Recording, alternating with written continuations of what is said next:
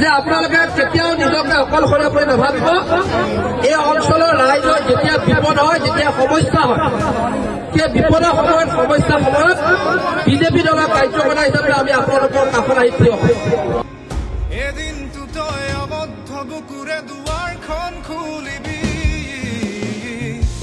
এৰি দে যাবলে দে সকলো দুখ মুচি দে এই বেলি দুনাই নেমাতিবি।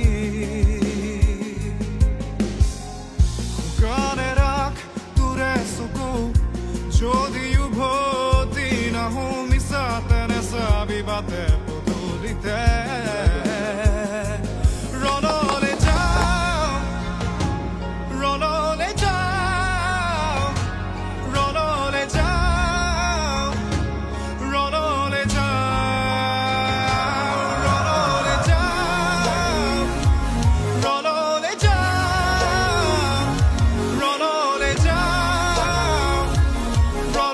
হ'ব আৰু ভালকে পঢ়িব লাগিব দেই, একদম নম্বৰ বেছি পাব লাগিব পৰীক্ষাত, হ'ব হয়নে?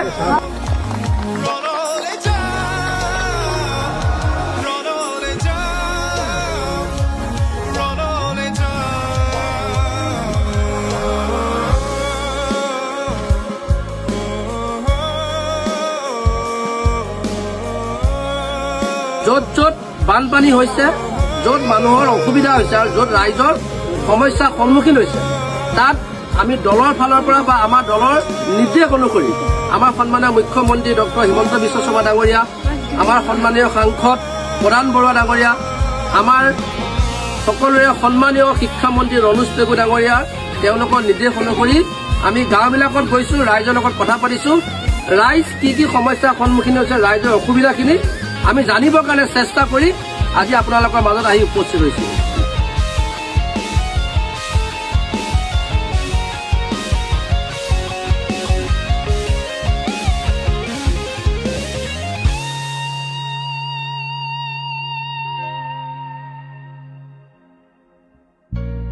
বুকু এহাল চকু ধোঁৱাৰ আঁৰত ভাহে, নিভা চাহি প্ৰতিশ্ৰুতি লগ দিয়াৰ বাবে। নৈৰ পাৰত মোকেই মনত পেলাই চুপ চাগে, মোৰে অবিহনে জীয়াই থাকিব পাৰিবিনে?